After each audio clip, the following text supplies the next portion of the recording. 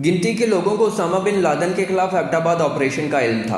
पाकिस्तानी हुकाम को इस मंसूबे की भनक भी न पड़ने दी गई। जो बाइडन पाकिस्तान में ऑपरेशन के खिलाफ थे, ख्याल था सबसे मुश्किल फ़ोन कॉल पाकिस्तानी सदर आसिफ जरदारी की होगी। जरदारी ने उसामा की पाकिस्तान में हलाकत को खुशी की खबर करार दिया।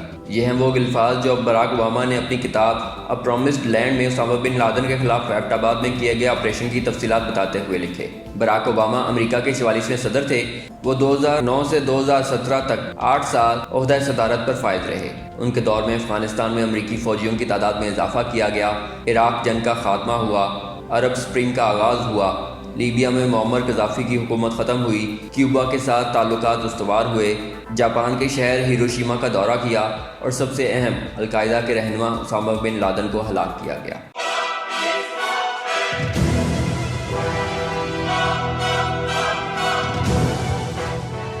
बराक ओबामा की आबीती का पहला हिस्सा अ प्रॉमिस्ड लैंड शाया हो चुकी है। किताब बचपन से लेकर उनके पहले दौरे सदारत के सबसे अहम वाक़े मई 2011 में उसामा बिन लादेन की हलाकत तक के वाक़यात तक महदूद है।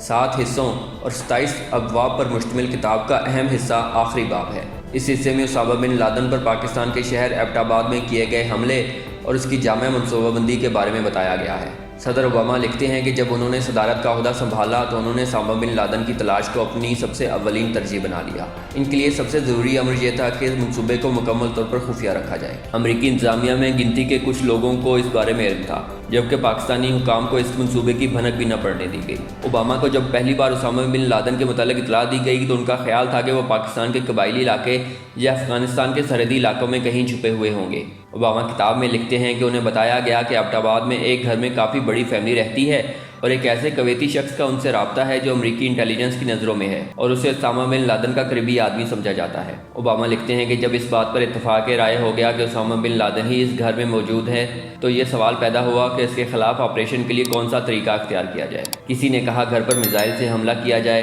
तो किसी ने ड्रोन से हमले की तजवीज़ दी। एक तजवीज़ ये भी आई कि जहाज़ के ज़रिए बमबारी की जाए, मगर असल मसला ये था कि दुनिया को किस तरह यकीन दिलाया जाए कि वाकई इस घर में उसामा बिन लादेन मौजूद था। आखिरकार फैसला किया गया कि वहाँ कमांडो भेजे जाएं। ताहम इसकी तफसीलात तय करने में बहुत वक्त लिया गया, क्योंकि एबटाबाद में पाकिस्तान की फ़ौज भी मौजूद थी और ऑपरेशन के दौरान पुलिस भी पहुँच सकती थी। उनके करीबी रफ़का में से अक्सरियत नेवी सेल्स को भेजने पर राज़ी थी। अलबत्ता इस वक्त के नायब सदर और 2020 में सदारती इंतखाब के फातह जो बाइडन और सेक्रेटरी दिफा रॉबर्ट गेट्स इस ऑपरेशन के खिलाफ थे, जबकि हिलरी क्लिंटन का ख्याल था कि पाकिस्तान को एतमाद में लेकर एक मुश्तरका ऑपरेशन किया जाए।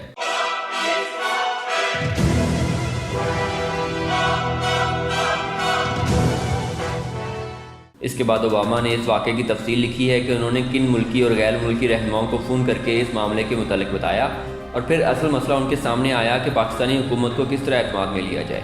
साबिक सदर बराक ओबामा ने अपनी किताब प्रॉमिस्ड लैंड में लिखा है कि उनका ख्याल था कि सबसे मुश्किल फ़ोन पाकिस्तानी सदर आसिफ जरदारी को होगा, क्योंकि इस वाक़े के बाद उन पर पूरे मुल्क से दबाव होगा कि पाकिस्तान की सालमियत की तस्दीक हुई है। लेकिन राब्ते पर ऐसा नहीं हुआ। जब उन्होंने सदर जरदारी को फ़ोन करके इस ऑपरेशन की इतला दी तो उन्होंने जो जवाब दिया इस पर वो हैरान रह गए। ओबामा लिखते हैं कि सदर आसिफ जरदारी उस फ़ोन कॉल पर वाज़ेह तौर पर जज्बाती थे और उन्होंने अपनी अहलिया बेनज़ीर भुट्टो का भी जिक्र किया, जिन्हें अलकायदा से मुंसलिक शिद्दत पसंदों ने हलाक किया था। ओबामा लिखते हैं कि जनरल कियानी को अमरीकी अफवाज के सरबराह जनरल माइक मिलन ने फ़ोन किया और उन्हें बताया तो उन्होंने बड़ी शाइस्ता गुफ्तगू की और कोई शिकवा भी न किया। जनरल कियानी ने माइक मिलन को कहा कि जो कुछ भी आपने किया इसका ऐलान करें और इसकी ज़िम्मेदारी खुद लें। किताब में बताया गया है कि अमरीकी हुकूमत पाकिस्तान के रद्द-ए-अमल के मुतल्लिक़ कितनी हसास थी और वो किस तरह फूंक फूंक कर कदम रख रहे थे।